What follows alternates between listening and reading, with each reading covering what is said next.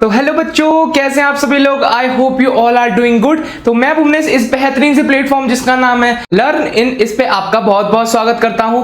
तो आज हम अपने क्लास 9th के चैप्टर 2 के लेक्चर 4 को कंप्लीट करने वाले हैं। लेक्चर 1 से लेके हमने 3 तक सभी थ्योरी को कवर किया और हमने कुछ उनसे रिलेटेड क्वेश्चंस को भी हल किया।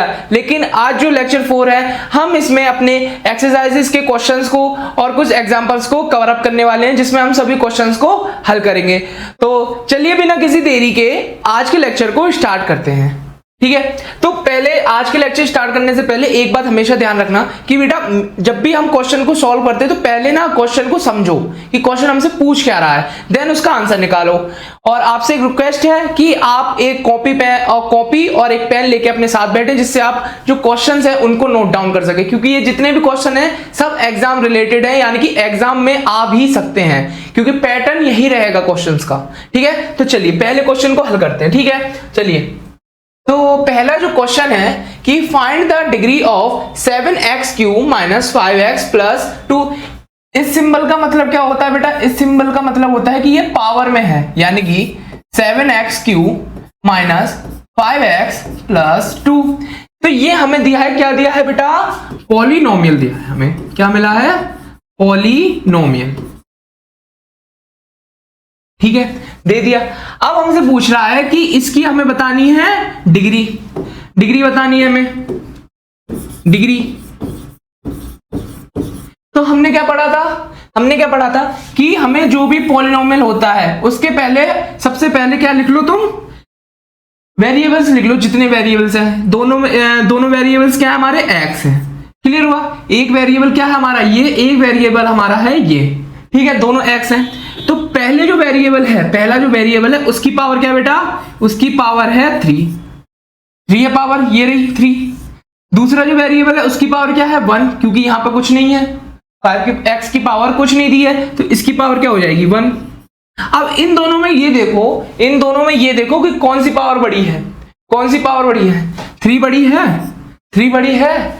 तो क्या हो गया? आंसर क्या आ गया बेटा? कि फॉर 7x³ - 5x + 2 और इस पॉलिनोमियल के लिए डिग्री इज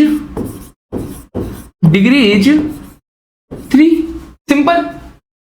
क्लियर हो गया? कुछ नहीं करना। पॉलिनोमियल ले लिया हमने, देन उसके बाद हमें डिग्री निकालनी थी, तो हमने जितने भी वेरिएबल है उसमें उनको लिख लिया। देन हमने उनकी क्या लिखी? पावर को लिखा। देन हमने देखा कि कौन सी हाईएस्ट पावर है, यानी कि बड़ी पावर है, वही आपकी क्या हो जाती है बेटा? डिग्री हो जाती है। क्लियर हुआ बेटा ये सवाल? चलो इसको नोट डाउन करना चाहो, नोट डाउन कर सकते हो।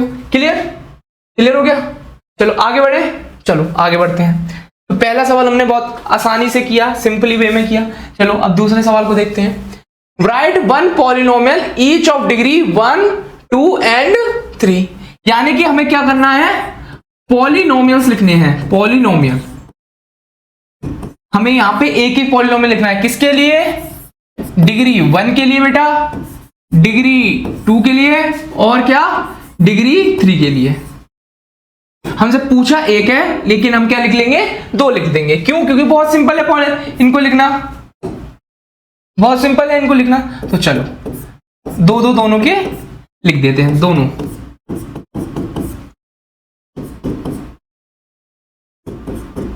ठीक है, चलो डिग्री 1 के लिए क्या है? डिग्री 1 का क्या था कि उसमें जो डिग्री होनी चाहिए, यानी कि हाईएस्ट डिग्री होनी चाहिए, वो होनी चाहिए 1। उसमें हमारा टर्म का कोई वो नहीं होता, यानी कि कोई इंपॉर्टेंस नहीं होता कि टर्म 2 हो, 3 हो, चाहे कितने भी हो, बस जो डिग्री है वो होनी चाहिए 1।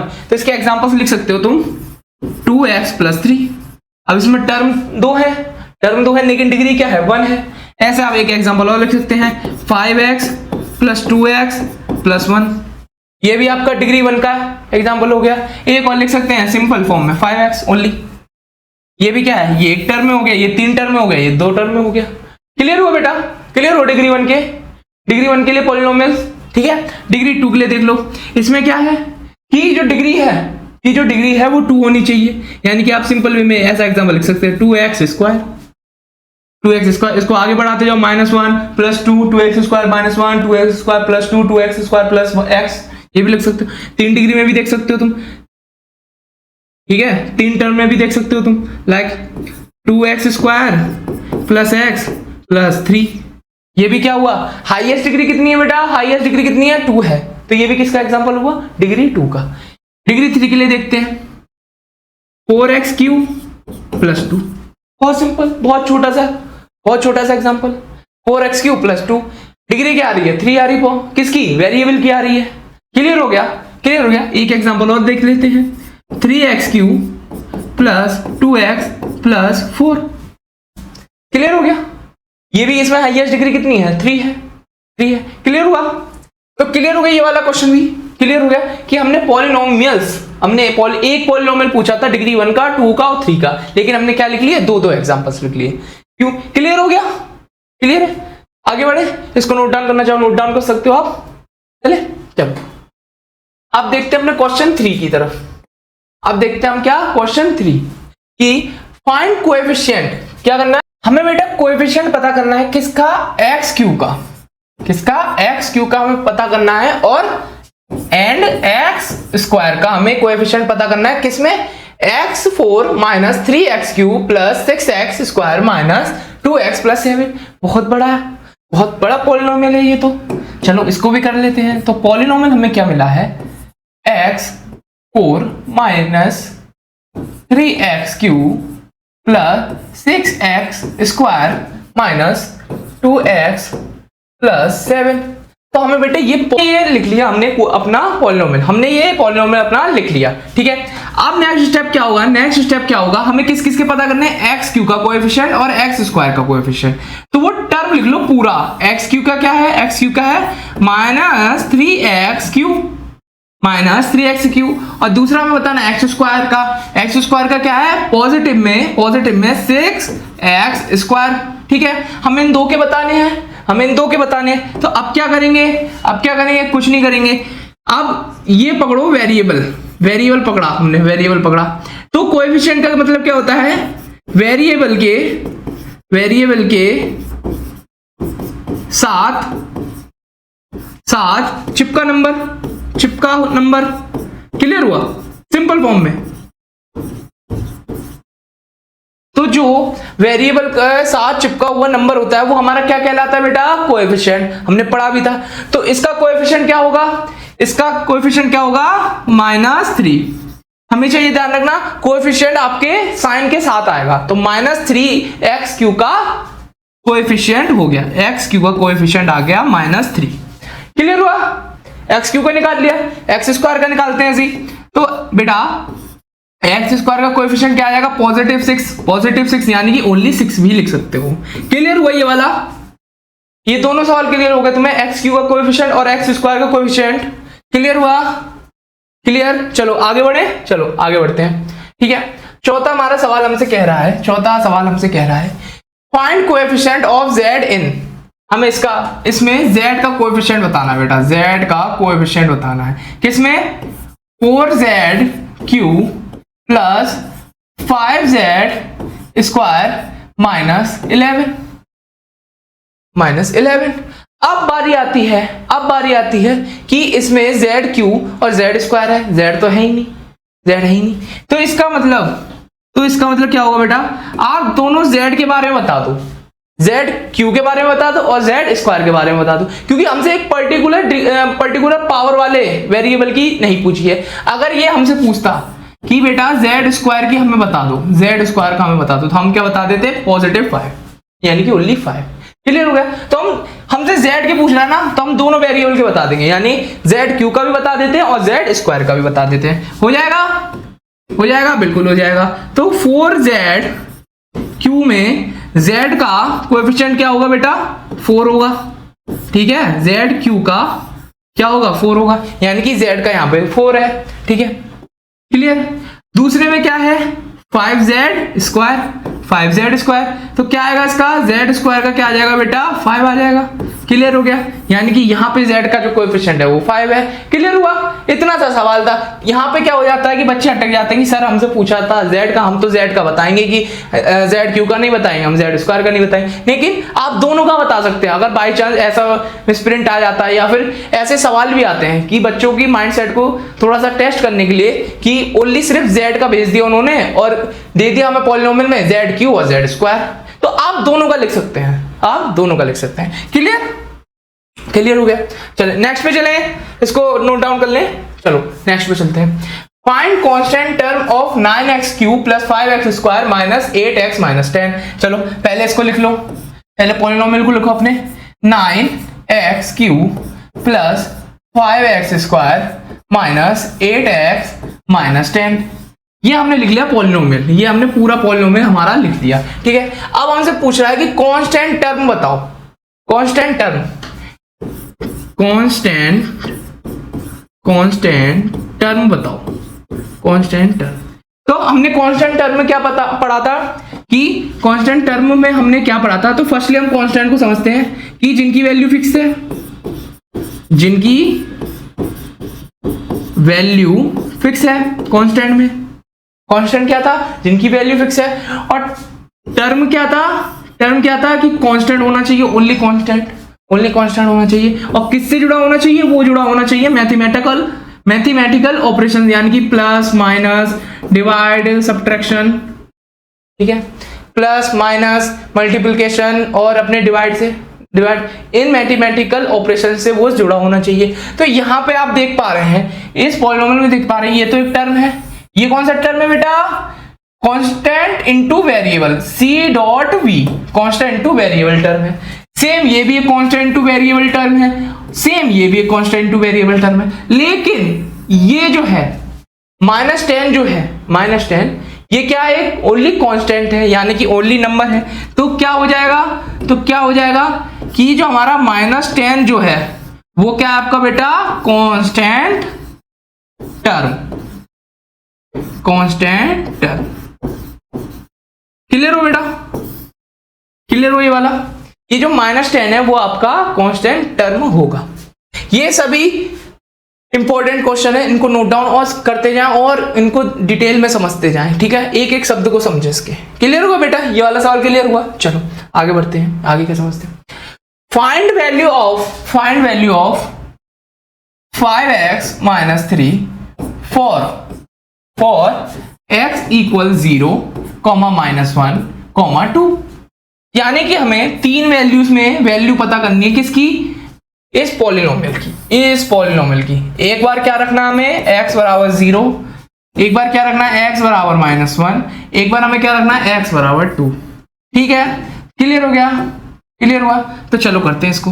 तो पॉलिनोमियल ऑफ x हमें मिला है बेटा 5x माइनस 3, देन हमें x की वैल्यू क्या मिली है, 0। तो 0 इसमें पुट अप कर देंगे तो क्या आ जाएगा, P0 इक्वल 5 इंटू 0 माइनस 3। तो 5 इंटू 0 क्या हो जाएगा, 5 इंटू 0 हो जाएगा 0 माइनस 3। तो आंसर क्या आया आपका, P0 का बेटा आया आंसर -3। तो ये आपका आंसर है। जब हम x बराबर 0 रखेंगे, x बराबर 0 हम रखेंगे तो हमें मिलेगा -3। अब बारी आती है -1 पे। तो Px हमें मिला है 5x माइनस 3। ठीक है, तो P -1, ठीक है, -1 ही है। P -1 पे क्या वैल्यू आ जाएगी बेटा, 5 इंटू -1 -3। ठीक है, तो 5 बन जा 5, तो माइनस के 5 माइनस के 3। तो माइनस माइनस क्या होता है बेटा, माइनस माइनस हो जाता है प्लस। तो 5 + 3 कितना हुआ, -8। साइन माइनस का ही आएगा। तो ठीक है, P -1 की वैल्यू आ गई हमारी, P -1 की जो वैल्यू आई वो आई -8। कि जब हम x इक्वल -1 रखेंगे किसमें, इस पॉलिनोमियल में, तो हमारी वैल्यू क्या आ जाएगी, -8। क्लियर हुआ। अब x बराबर 2 रखने पर तो Px बराबर 5x माइनस 3। तो P2 हमसे पूछ रहा है, P2 क्या आ जाएगा, 5 इंटू 2 माइनस 3। ठीक है, क्लियर हो गया। 5 2 जा 10 -3। तो 10 - 3 कितना हुआ बेटा, 10 - 3 7। तो हमारा P2 की जो वैल्यू आई, P2 की जो वैल्यू आई वो आई 7। क्लियर हो गया। तीनों क्वेश्चन हमने कर दिए कि x बराबर 0 पे क्या वैल्यू है, x बराबर -1 पे क्या वैल्यू है और x बराबर 2 पर क्या वैल्यू आएगी, किसकी, पॉलिनोमियल की। क्लियर हो गया, ये सवाल भी क्लियर हो गया। नोट डाउन करना चाहे नोट डाउन कर लें सब बच्चे। क्लियर हुआ, चलो आगे बढ़ते हैं, आगे बढ़े। क्लियर हुआ, क्लियर हुआ, चलो आगे के सवाल देखते हैं। क्या सवाल है आप कि find value of 7s square minus 4s plus 6 for s equal 4। यानी कि हमें जो पॉलिनोमियल मिला है, पॉलिनोमियल ऑफ x नहीं होगा बेटा, यहां पे क्या होगा अब, पॉलिनोमियल ऑफ s। ठीक है, पॉलिनोमियल ऑफ s, क्योंकि पूरा पॉलिनोमियल किसके लिए वेरिएबल क्या आ रहा है, s आ रहा है। ठीक है, तो 7s square minus 4s plus 6, तो हमें s बराबर 4 रखना है। तो p4 क्या आएगा बेटा, p4 क्या आएगा, s की वैल्यू रख दो। s की वैल्यू हमें क्या मिली है, s की वैल्यू हमें मिली है 4, तो अब हम इसकी वैल्यू रख देंगे। ठीक है, चलो वैल्यू रखते हैं। तो 7 इंटू 4 का स्क्वायर माइनस 4 इंटू 4 प्लस 6। ठीक है, तो 7 इंटू 4 जा 16 माइनस 4 जा 16 प्लस 6। क्लियर हुआ, तो 7 इंटू 16 कितना हुआ बेटा, 7 इंटू 16 कितना हुआ, तो 7 इंटू 16 आपका आ गया 112, यानी कि 112। क्लियर हुआ, फिर माइनस 16 प्लस 6। क्लियर हो गया, अब इसको सॉल्व कर लो। इसको सॉल्व करेंगे तो क्या आएगा, 112 प्लस 6 कितना हुआ, 118 माइनस 16। तो आपका जो आंसर आएगा, आपका आंसर आएगा P4 का जो आंसर आ जाएगा बेटा, वो आ जाएगा आपका आंसर, आपका आ जाएगा 102। ठीक है, क्लियर हुआ, तो बेटा P4 का जो आपका आंसर आया वो आया आपका 102। क्लियर हुआ, क्लियर हुआ। हमने क्या करा, हमने क्या करा, पहले पॉलिनोमियल लिखा, फिर हमने s बराबर हमें 4 वैल्यू दी है, हमने वैल्यू निकाली है P4 रख के। ठीक है, P4 रख के। क्लियर हो गई, ये भी क्लियर हो गया सवाल। चलो अब आगे बढ़ते हैं, एक और सवाल करते हैं, एक सवाल और, फिर हम करेंगे एनसीईआरटी वाले। ये भी सभी एनसीईआरटी के, ये आपकी चैप्टर वाइज ही हैं आपके, ये सभी एनसीईआरटी के ही सवाल हैं। ठीक है, क्लियर है। अब क्या करना है, एवल्यूट 4x प्लस 9, यानी कि px हमें फिर दे दिया गया है 4x प्लस 9। ठीक है, तो हमें x बराबर -2 एंड 5 रख के वैल्यू पता करनी है, यानी कि फिर से हमें वैल्यू ऑफ पॉलिनोमियल निकालना है। तो px बराबर हमें क्या मिला है बेटा, 4x minus 9, 4x plus 9। Clear हुआ, तो हमें px मिला है 4x प्लस 9, तो हमें x की वैल्यू -2 रखनी है, x की वैल्यू -2 रखनी है। तो p -2 की वैल्यू आ जाएगी 4 इंटू -2 प्लस 9, 4 2 जा 8, तो -8 प्लस 9, तो आपका आंसर क्या आ जाएगा 1। p -2 की जो वैल्यू आएगी बेटा वो आपकी आ जाएगी 1। क्लियर हुआ ये वाला, क्यों 1 क्यों आई, क्योंकि -8 है और प्लस 9 है, तो प्लस 9 बड़ा है, प्लस 9 बड़ा है, तो प्लस माइनस माइनस होगा, तो 9 माइनस 8 होगा। क्लियर, लेकिन साइन किसका आएगा, बड़ी वाली नंबर का, यानी कि 9 का। क्लियर हो गया, चलो अब रखते हैं x बराबर 5, तो px बराबर 4x प्लस 9, तो x बराबर हमें क्या रखना था 5, तो p5 की वैल्यू आएगी बेटा, p5 की वैल्यू 4 इंटू 5 प्लस 9, 4 इंटू 5, 5 4 जा 20 प्लस 9, तो आपका p5 की वैल्यू क्या आ गई बेटा, p5 की वैल्यू आ गई आपकी 29। क्लियर हुआ, ये भी क्लियर हुआ। आज वैल्यू ऑफ पॉलिनोमियल वाले सवाल क्लियर हो गए होंगे ज्यादातर, क्योंकि हमने ज्यादातर वही करे हैं। क्लियर हुआ, चलिए अब आते हैं अपने क्वेश्चन से, अब आते हैं अपने इंपॉर्टेंट क्वेश्चन। ये मेनली एग्जाम से रिलेटेड क्वेश्चन है, बहुत ही इंपॉर्टेंट क्वेश्चन है, सब थ्योरेटिकल है, इनको बस समझना है। ठीक है, बहुत ही डिटेल से समझेंगे इनको, बहुत ही डिटेल से एक एक क्वेश्चन को समझेंगे। ठीक है, तो क्या है पहला क्वेश्चन, कि the present age of Salil's mother is 3 times Salil's present age, Salil's present age, यानी कि उसकी माँ की जो एज की वैल्यू है वो क्या है, 3 टाइम्स है, 3 टाइम्स है, किससे, सालिल की प्रेजेंट एज से। यानी कि हमें मानना होगा, इसमें लेट वाले सवाल आ गया कि माना हमने लेट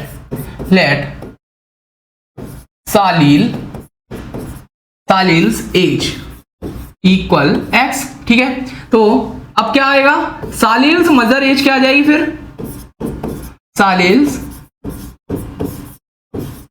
मदर्स एज क्या आएगी बेटा, सालिल्स मदर एज क्या आ जाएगी, मदर एज 3 टाइम्स यानी कि 3x, 3 टाइम्स ही तो हो गई, 3 टाइम्स ही हो गई, 3 टाइम्स हो गई, क्लियर हुआ, ठीक है।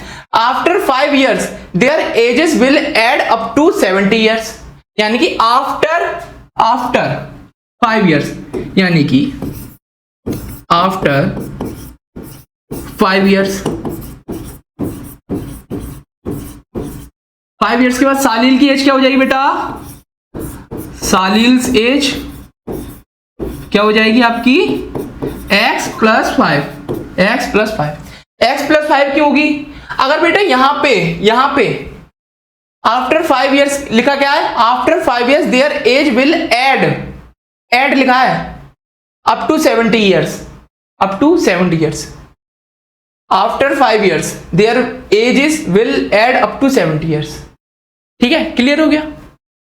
यहां पे बेटा x + 5 क्यों होगा, क्योंकि हमें दिया है आफ्टर 5 years ऐड होगा, क्यों होगा, क्योंकि ये अगर ये लिखा होता है कि इसमें दिया होता है, ये सब कैसे है, केस स्टडी क्वेश्चन है, इसमें दिया होता कि आफ्टर 5 years इन दोनों की एज क्या हो जाएगी, 5 टाइम्स हो जाएगी, 2 टाइम्स हो जाएगी, 3 टाइम्स हो जाएगी, जैसे ऊपर दे दिया था हमें, सालिल्स मदर एज हमें दी थी, क्या दी थी, 3 टाइम्स, ठीक है। तो अब इससे क्या होगा, अब क्या होगा, सालिल्स मदर एज क्या हो जाएगी, सालिल्स मदर एज क्या हो जाएगी बेटा, मदर एज हो जाएगी, क्या हो जाएगी, 3x + 5। तो ये हमें मिल गया, हमारा ये हमें दोनों मिल गए, दोनों सालिल की एज मिल गई और सालिल की मदर्स की एज मिल गई। तो अब हमें क्या करना होगा, अब हमें करना होगा इन दोनों को जोड़ने पर क्या हो रहा है, इन दोनों को जोड़ने पर बेटा क्या हो रहा है आपका कि x + 5 ये किसकी थी, सालिल की एज, ठीक है, प्लस 3x + 5 किसकी थी बेटा, उसकी मदर की एज, बराबर क्या हो जाएगा 70 years। दोनों की एज जुड़ने के बाद क्या हो रहा है, ऐड अप टू 70 years, दोनों की एज हो जा रही है 70, दोनों के जुड़ने के बाद। तो अगर हम इन दोनों को सॉल्व कर दें, यानी इन दोनों को जोड़ दें, तो 70 इक्वल होना चाहिए। अगर वो फिर हमें किसकी वैल्यू मिल जाएगी, दोनों को जोड़ने के बाद हमें x की वैल्यू फाइंड मिलेगी, कैसे मिलेगी, इसको करते हैं, चलो ठीक है। तो x + 5 + 3x + 5 इक्वल बेटा 70 हो जाएगा, ठीक है, x और x 4x, 5 5 10, ठीक है, इक्वल 70, 10 को इधर ले जाओ तो 4x इक्वल 70 - 10, तो आपका आंसर क्या आएगा, 4x इक्वल 60। तो x बराबर क्या आ जाएगा, 4 × 1 = 4, 4 × 1 = 4, 2 बचे, 0 आया, 4 × 5 = 20, तो आपका x आ गया 15। यानी कि इससे क्या हमें कंक्लूजन मिला, इससे हमें क्या कंक्लूजन मिला बेटा कि सालिल्स प्रेजेंट एज क्या है बेटा, एज क्या है 15, और उसकी सालिल्स मदर की एज क्या होगी,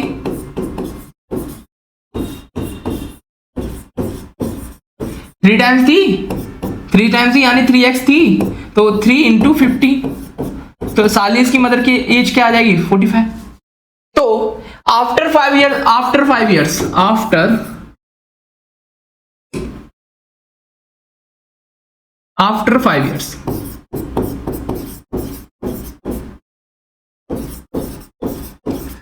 सालिल की एज क्या होगी बेटा, एज क्या हो जाएगी बेटा 15 + 5 20, ठीक है, और सालिल्स मदर एज क्या हो जाएगी, सालिल्स मदर एज क्या हो जाएगी बेटा 45 + 5 यानी कि 50, हो जाएगी नहीं हो जाएगी। अब ये वाली इक्वेशन इसमें चेक करके देखते हैं, दोनों का एडिशन क्या था, 70 आना चाहिए था, एडिशन क्या आना चाहिए था, 70 आना चाहिए था। तो 20 + 50 कितना आ रहा है, 5 + 2 = 7, तो 70 आ रहा है। यही हमारा क्वेश्चन था, क्लियर हुआ। तो इस क्वेश्चन को हम कैसे करेंगे, पहले हम सालिल की एज को मानेंगे कोई कोई वेरिएबल मानेंगे। तो x हमने माना, उसकी मदर की एज हमें दी थी कि 3 टाइम्स है तो 3x हो गया। आफ्टर 5 इयर्स क्या होगा कि हम ऐड कर देंगे, 5 प्लस ही तो होगी। अभी आपकी एज, अभी आपकी बेटा एज हो 15 हो या 20 हो, आफ्टर 5 इयर्स ऐड ही तो करोगे आप, पर ईयर 1 साल ही तो बढ़ती है, पर ईयर 1 साल ही तो बढ़ती है, तो वो 5 प्लस होगा। ठीक है, तो सालिल की एज आ जाएगी x प्लस 5, सालिल की मदर की एज आएगी 3x प्लस 5। देन हम क्या करेंगे, देन हम उसमें क्या दिया है कि their ages will add up to 70 years, यानी कि दोनों की एज मिलके क्या हो जाएगा 70 इयर्स के हो जाएंगे दोनों। तो हम दोनों को जोड़ देंगे। ठीक है, उसको सॉल्व करने के बाद हमें सालिल की एज पता चल जाएगी, हमें x की वैल्यू पता चल जाएगी। तो सालिल की वैल्यू मिल जाएगी हमें, सालिल की एज की वैल्यू, देन हमें उसकी मदर की वैल्यू मिल जाएगी। हम उससे 5 इयर्स बाद की उनकी दोनों की एज निकाल लेंगे, उन दोनों को जोड़ के देख लेंगे कि दोनों से आंसर सेम आ रहा है, यानी कि 20 प्लस 50 बराबर 70 आ रहा है, यानी कि हमारा क्वेश्चन बिल्कुल सही है, हमने एज बिल्कुल सही निकाली है। क्लियर हुआ, ये वाला क्वेश्चन क्लियर हो गया। चलो नेक्स्ट क्वेश्चन पे चलते हैं। The difference between two positive integers is 63. Their ratio of the two integers is 2:5. Find the two integers. Clear? इसको भी लेट वाले की तरह ही करना है, इसको भी लेट की तरह करना है। जितने भी अब सवाल हैं सब लेट वाले हैं। ठीक है, तो लेट फर्स्ट, ठीक है, फर्स्ट पॉजिटिव इंटीजर। ठीक है, इंटीजर, पहला इंटीजर क्या होगा, ये हमें जो मिला है, ये हमें एक पॉइंट मिला है, की पॉइंट मिला है, तो 2:5 मिला ना, तो हम पहला इंटीजर लेंगे 2, यानी कि 2x। अब 2x क्यों लेंगे, हमें पता तो नहीं है, तो हम लेट ही तो कर रहे हैं, तो माना हमने 2x है, कोई इंटीजर हमने माना कि 2x है, क्योंकि हमें रेशियो मिला है, रेशियो किसी वजह से ही तो मिला होगा। वो वजह ये है कि पहला जो मिलेगा हम 2x लिख लेंगे, और दूसरा जो है सेकंड पॉजिटिव इंटीजर क्या हो जाएगा 5x। क्लियर हुआ बेटा। चलो अब क्या दे रहा है हमें, हम क्या दे रहा है अब क्या दे रहा है बेटा, the difference between two positive integer. Difference क्या है हमें कि 63 आ रहा है, तो क्या होगा, तो इससे हमें क्या मिल जाएगा कि 5x माइनस 2x हमें मिल जाएगा 63। क्लियर हो गया। तो इसको आप सॉल्व कर लेंगे, तो 5x माइनस 2x क्या हो जाएगा हमारा 3x बराबर 63। क्लियर हो गया बेटा। चलो इसको सॉल्व करते हैं, तो अब सॉल्व क्या होगा, x बराबर क्या आ जाएगा 3 2 जा 6, 3 1 जा 3, तो x बराबर हमें मिल गया हमारा 21, x बराबर 21 मिल गया। अब इससे क्या हो जाएगा, हमें दोनों इंटीजर्स पता चल जाएंगे। चलो तो क्या होगा, तो फर्स्ट इंटीजर क्या होगा, फर्स्ट इंटीजर क्या था 2x ही तो था, यानी कि 2 × 21, 2 2 जा 4, 2 1 जा 2, तो पहला इंटीजर आएगा 42। सेकंड इंटीजर, क्लियर हुआ, सेकंड इंटीजर क्या होगा 5x होगा। ठीक है, तो 5 × 21, 5 2 जा 10, 5 1 जा 5, 5 1 जा 5, 5 2 जा 10, तो एक इंटीजर आया हमारा 105 और एक इंटीजर आया हमारा 42। क्लियर हुआ। अब दोनों को चेक कर लें, क्या था चेक करने के लिए कि दोनों का जो डिफरेंस है वो क्या आ रहा था 63 आ रहा था, 42 बराबर आना चाहिए था 63। इसको माइनस में करो, 105 माइनस 42, 5 माइनस 2 कितना बचा 3, इधर 0 है, 0 से नहीं जाएगा तो इधर कैरी लेंगे, तो ये क्या हो जाएगा 10 हो जाएगा, 10 माइनस 4 कितने बचे बेटा 6, 63 आया, तो 63 = 63। तो ये जो हमारा आया इक्वल आया, यानी कि हमारे जो इंटीजर्स हैं वो सही है। क्लियर हो गया ये वाला, क्लियर हुआ। तो इसमें क्या करा था हमने बेटा, इसमें हमने फर्स्ट पॉजिटिव इंटीजर मारा हमारा 2x, इसमें हमने फर्स्ट जो पॉजिटिव इंटीजर हमने लिया वो लिया 2x, सेकंड क्या लिया 5x, दोनों का सब्ट्रैक्शन कराया, यानी कि माइनस करा के हमने इक्वल दे दिया 63 है, क्योंकि ऊपर दिया है कि दोनों का डिफरेंस का मतलब क्या होता है माइनस, और हमें रेशियो मिला था जिससे हमने ये इंटीजर्स हमारे पता करे थे, यानी कि माने थे। क्लियर हुआ? तो उससे हमें वैल्यू मिल गई थी x की 21, तो दोनों में हमने वैल्यू रखी तो हमें हमारे इंटीजर्स मिले। देन हमने इसको चेक करके भी देख लिया, ये चेक किया था हमने कि हमारे जो इंटीजर्स हैं वो ठीक है या नहीं है, तो चेक हमारा पॉजिटिव में आया, यानी कि दोनों की वैल्यू जो है सही निकली, इक्वल निकली, यानी कि हमारा इंटीजर्स जो हमने दोनों निकाले हैं वो सही है। हो गया बेटा इतना? ठीक है, चले आगे बढ़ते हैं। जो हमारा सवाल, नेक्स्ट सवाल जो हमसे कह रहा है कि Ruby has 3 times as many 2 rupees, यानी कि रूबी के पास 3 टाइम्स हैं कौन से रुपीज? 2 रुपीज कॉइन, यानी कि रूबी के पास 2 रुपए के सिक्के हैं 3 टाइम्स। किससे 3 times? She has 5 rupees coins. ठीक है, तो बेटा हमें क्या मिल गया कि लेट, ठीक है, माना हमने Ruby has 5 rupees coins equal x हमने माने, यानी कि वो क्या हो जाएंगे? 5 रुपीज कॉइन्स है ना, तो 5 इंटू एक्स हो जाएंगे। अगर 1 रुपये कॉइन होता तो वो एक्स ही रहता, लेकिन 5 रुपीज है तो 5x होगा। तो हमने कॉइन माने हैं, हमने कॉइन्स माने हैं, कॉइन्स हमने मान लिए x, एक कॉइन की वैल्यू हमने मानी है x। क्लियर? एक कॉइन की वैल्यू है x, तो 5 रुपीज के कॉइन्स की वैल्यू हो जाएगी 5x। इसी तरीके से रूबी हैज 2 रुपीज कॉइन्स, क्या हो जाएंगे? कॉइन्स क्या हो जाएंगे? रूबी के पास 2 रुपीज कॉइन्स क्या हो जाएंगे? हम जैसे हमने 5x लिया था, लेकिन हमें यहाँ पे एक और दिया है कि 3 टाइम्स है, तो 3 टाइम्स है किसके? 2 रुपीज कॉइन्स के। तो ये इक्वेशन ऐसे आएगी कि 2 रुपीज है, उसके 2 रुपीज वाले कॉइन्स है 3 टाइम्स किससे? जो x जो कॉइन्स है। ठीक है, क्लियर हुआ? कोई प्रॉब्लम नहीं। चलो नेक्स्ट आप समझते हैं। जो नेक्स्ट हमें दिया है कि if she has a total, यानी कि 5x plus 2 into 3x equal 88 value है। अब इसको सॉल्व कर देंगे, ठीक है। तो 5x प्लस 6x बराबर 88, तो 5 प्लस 6 11x बराबर 88। तो x की वैल्यू हमें क्या मिल जाएगी? x की वैल्यू 11 8 जा 88, तो 8 आ जाएगी वैल्यू, यानी x की जो वैल्यू है वो आ गई 8। तो इससे क्या होगा? इससे हमें मिलेगा कि रूबी हैज 5 रुपीज कॉइन्स की वैल्यू क्या थी? 5x, x की वैल्यू क्या निकाली हमने? 8, तो 5 इंटू 8 क्या हो जाएगा बेटा? 40, तो 40 है वैल्यू।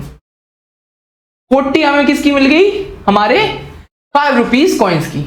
ठीक है, इसी तरीके से हम किसकी निकालेंगे? 2 रुपीज की value. Ruby has 2 rupees coins. ठीक है, तो क्या आ रहा था? 2 इंटू 3x, तो x की वैल्यू रख देंगे हम, तो 2 3 जा 6x, तो इक्वल 6 इंटू 8, 6 8 जा 48। ठीक है, क्लियर हुआ?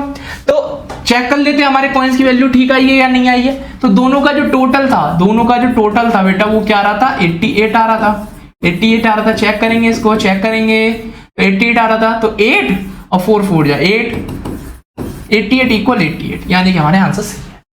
यानी कि जो बेटा हमने वैल्यू निकाली थी किसकी? x की, यानी कि कॉइन की वैल्यू निकाली थी वो हमारी सही थी। यानी कि इस क्वेश्चन में अब क्या करेंगे हम? एक बार रिवीजन, इस क्वेश्चन में हम करेंगे कि कॉइन की वैल्यू हम मानेंगे x, then Ruby has 5 rupees coins क्या हो जाएंगे? 5x हो जाएंगे, क्योंकि हमने एक कॉइन की वैल्यू मानी है x, तो 5 कॉइन की वैल्यू क्या हो जाएगी? 5x। इसी तरीके Ruby has 2 rupees coins 3 times दिया हम ऑलरेडी, तो 3x हो जाएगा। और किसकी वैल्यू हमसे, किसकी कॉइन की वैल्यू बताइए हमें? 2 रुपीज की, तो 2 इंटू 3x हो जाएगा। देन दोनों का ऐड करने से हमें क्या मिल रहा है? 88 हमें टोटल अमाउंट मिल रहा है, तो दोनों का ऐड करने पे 88 मिल रहा है। तो हमें x की वैल्यू इससे पता चल गई, जिससे हमने 5 रुपीज कॉइन की वैल्यू हमने पता करी 40, और 2 रुपीज कॉइन की वैल्यू हमने पता करी 48। क्लियर हुआ? अब चलते हैं नेक्स्ट क्वेश्चन पे कि a farmer cuts a 300 feet fence into 2 pieces of different sizes. The longer piece is 4 times as long as the shorter piece, how long are the 2 pieces। Same बिल्कुल Ruby जैसा हिसाब है, तो हम एक piece की मानेंगे, एक पीस की। लेट द शॉर्टर, पहले शॉर्टर की मानेंगे हम, शॉर्टर पीस लेंथ, लेंथ हम मानेंगे कितनी, x। देन क्या होगा, then the longer piece length क्या हो जाएगी बेटा, लॉन्गर पीस की लेंथ क्या हो जाएगी, 4 times दिया हमें, 4 times दिया है तो 4x। क्लियर हुआ, क्लियर हो गया ये, ठीक है। तो इन दोनों का क्या था कि एक फार्मर कट करता है 300 फीट की फेंस इनटू 2 pieces, उसने 2 पीस में काट दिए और डिफरेंट साइजेस। तो एक साइज क्या हमें मिला x, एक साइज हमें मिला 4x, ठीक है। The longer piece is 4 times as long, यानी कि इससे 4 गुना बड़ा है, किससे, शॉर्टर वाले से। How long are the 2 pieces, how long are the 2 pieces। Clear हुआ, हमसे पूछ रहा है कितने बड़े होंगे दोनों पीसेस, यानी कि हमसे x की वैल्यू निकालनी है, तो दोनों पीस की हमें वैल्यू पता चल जाएगी। तो क्या होगा, उसने 2 पीस में काटे थे, अगर हम दोनों को ऐड कर देंगे तो 300 आना चाहिए, 300 आना चाहिए। तो क्या करेंगे, 4x plus x equal 300, 300। Clear हुआ, तो 4x प्लस x कितना हो जाएगा, 5x बेटा। तो 5x इक्वल 300, तो x बराबर वैल्यू क्या आ जाएगी हमारी, 5 6 जा 30, 0 आ गई हमारी x की वैल्यू, आ गई x की वैल्यू। तो इससे क्या मिला कि जो the shorter piece length, LENGTH, length की लेंथ कितनी थी, x थी, यानी कि हमारी x की वैल्यू कितनी निकली थी, 60। तो x बराबर आ गया 60 फीट, यानी कि जो पहला जो है वो 60 फीट बड़ा है, ठीक है।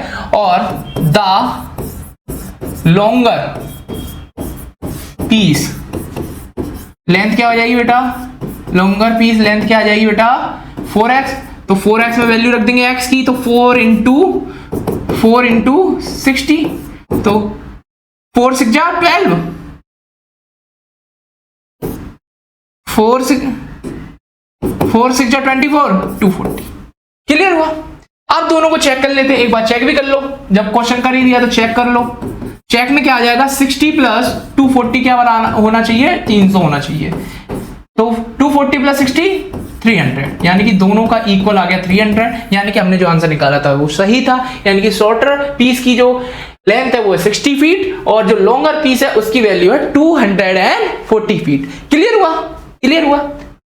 हमने सेम उसी तरीके से किया था जैसे हमने रूबी वाला किया था, उससे पहले जितने भी करें कि हमने लेट करा कि जो छोटे पीस की वैल्यू है यानी कि लेंथ है वो x है और जो लॉन्गर पीस की लेंथ है वो 4x है, और दोनों का जोड़ने पे हमें 300 मिलेगा। क्यों मिलेगा, क्योंकि 300 को ही 2 पीसों में डिवाइड किया गया, एक छोटा पीस एक बड़ा पीस, दोनों को जोड़ देंगे तो 300 होना चाहिए। देन हमने दोनों को हल किया, क्या हमें आंसर मिला, हमारा x की वैल्यू हमें 60 मिली, यानी कि हमें पहले की 60 मिल गई और दूसरे की हमें 240 मिल गई। क्लियर हुआ ये वाला भी सवाल। चलो अब इस सवाल को देखते हैं, ये थोड़ा सा ट्रिकी है तो इसको बहुत ध्यान से देखना, इसमें एक फॉर्मूला भी लगना है तो इसलिए इसको बहुत ही ध्यान से देखना, ठीक है। पूरा बोर्ड पे ध्यान दो।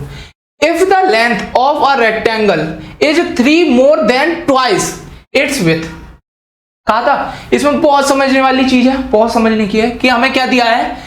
तो क्वेश्चन को समझेंगे बेटा, क्वेश्चन को समझेंगे कि if the length of a rectangle is 3 more than twice its width and its perimeter is 24 centimeter, what is the dimensions of the rectangle।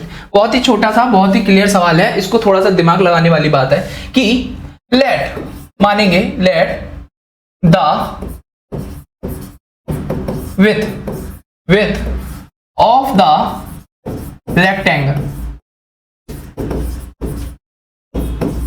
is x centimetre.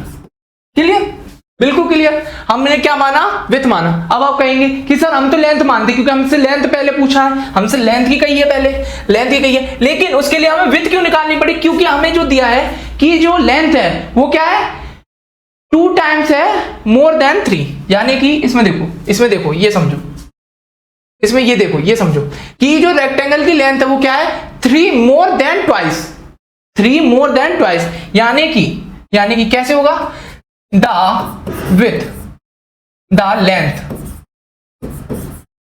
Of the rectangle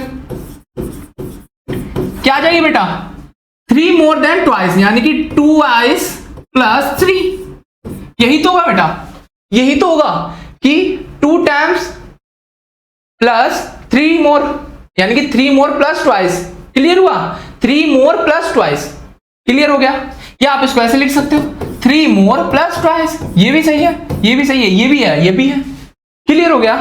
चलो तो अब हमें क्या मिलता है, जो पैरामीटर का होता है, the parameter of rectangle, rectangle का फॉर्मूला क्या होता है बेटा, पैरामीटर ऑफ रेक्टेंगल कि ट्वाइस लेंथ प्लस विड्थ बराबर, जो हमें पैरामीटर मिला है वो कितना मिला है हमें बेटा, 24 सेंटीमीटर, 24।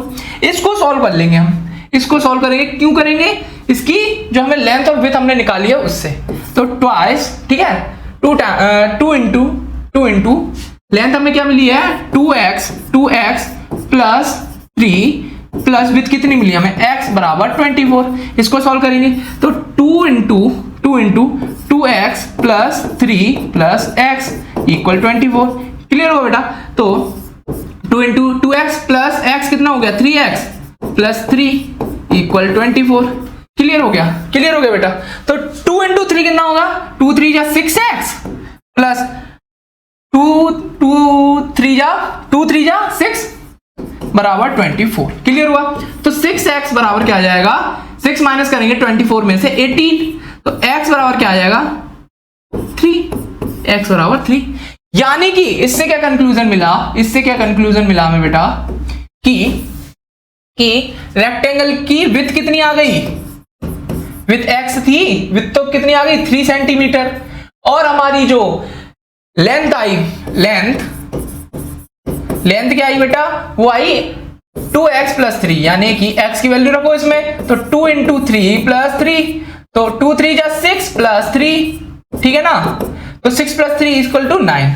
तो हमारी विड्थ मिल गई हमें 3 सेंटीमीटर और लेंथ मिली हमें 9 सेंटीमीटर। चेक करना है, इसको चेक करना है, चलो चेक करते हैं, चेक भी कर देते हैं। चलो तो इन दोनों का 2 गुना क्या है, 24 आ रहा है आंसर, पैरामीटर आ रहा है, तो 3 9 जा प्लस करना है बेटा, प्लस करना है, 3 प्लस 9 कितना हुआ इन दोनों का, तो 3 प्लस 9 क्या हुआ बेटा, 3 प्लस 9 हो गया हमारा 12 इक्वल 24, तो 12 2 जा 24 बराबर 24। तो ये हमारा चेक भी हो गया, हमारा आंसर ठीक है, ये हमने चेक करा था। क्लियर हो गया बेटा, क्लियर हुआ, क्लियर हुआ, ये सवाल भी क्लियर हो गया कि हमने पहले क्या माना, विड्थ को माना, ठीक है, और हमें क्वेश्चन में दिया है कि जो लेंथ है वो 3 मोर है, किससे, ट्वाइस से, किससे, लेंथ से, यानी कि वो लेंथ से क्या है 3 more than twice, 3 more than twice, ठीक है। तो जो पैरामीटर ऑफ रेक्टेंगल का फॉर्मूला होता है वो होता है 3 इंटू एल प्लस विड्थ, यानी कि 2 इंटू लेंथ प्लस विड्थ बराबर, जो हमें पैरामीटर मिल गया, हमें ऑलरेडी मिला था, वो मिला था क्या 24, तो हमने इसमें वैल्यूज रखी जिससे हमें x की वैल्यू मिल गई। x जो हमारी थी वो क्या थी, विड्थ, और लेंथ क्या थी हमारी 2x प्लस 3, यानी कि हमारी 9। हमने चेक करा, दोनों का आंसर जो आया वो आया 24 इक्वल 24, तो यानी कि ये क्वेश्चन बिल्कुल ठीक है। चलिए नेक्स्ट क्वेश्चन पे चलते हैं। तो ये एक क्वेश्चन है, ये क्वेश्चन है, आप मुझे ये कमेंट सेक्शन में इसका आंसर बताएंगे। Right a polynomial of degree 3, यानी कि D2, यानी कि D3 कि हमें एक पॉलिनोमियल बताना है आपको D3 जिसमें डिग्री होनी चाहिए 3 in the variable x, variable क्या लगेगा उसमें, x वेरिएबल लगेगा, क्लियर हुआ। In which the coefficient of x square, उसमें x स्क्वायर होना चाहिए, x क्यूब भी होगा और x स्क्वायर भी होना चाहिए, उसका वेरिएबल, उसका कोएफिशिएंट क्या होना चाहिए, -7, क्लियर हुआ। एक मैं बता दे रहा हूं इसके लिए, एक मैं बता दे रहा हूं, एक आप कमेंट सेक्शन में बताएंगे, ठीक है। ये वाला क्या हो जाएगा, हमने माना x cube minus 7x square plus 2 हो गया। D डिग्री 3 है, वेरिएबल x है, x स्क्वायर का कोएफिशिएंट -7 है, क्लियर हुआ। ये इसका आंसर हो गया, एक आंसर आप मुझे कमेंट सेक्शन में इसका बताएंगे, ठीक है। ठीक है, कमेंट सेक्शन में मुझे इसके लिए एक आंसर और बताएंगे। तो आज के लिए बस इतना ही बच्चों। आई होप आज की वीडियो आपको बहुत अच्छी लगी हो, आज के सभी क्वेश्चन आपके समझ में आए हो, कोई भी क्वेश्चन में आपको कोई भी डाउट वगैरह ना हो। अगर आपको कोई डाउट है कोई क्वेश्चन से रिलेटेड तो आप कमेंट सेक्शन में भी डाल सकते हैं, या हमारे व्हाट्सएप नंबर से आप हमसे कनेक्ट करके डाउट के बारे में अपना पूछ सकते हैं। और आपको इस लेक्चर से रिलेटेड कोई भी नोट वगैरह चाहिए हो, नोट्स वगैरह चाहिए हो, तो आप हमारे टेलीग्राम से भी जुड़ सकते हैं, और हमारी वेबसाइट और इस क्यूआर कोड को स्कैन करके आप हमारी ऐप को डाउनलोड करके हमारे जितने भी कोर्सेज हैं उनके बारे में जान सकते हैं। तो thank you for watching, subscribe the learning channel, press the bell icon for more updated videos, like, comment and share.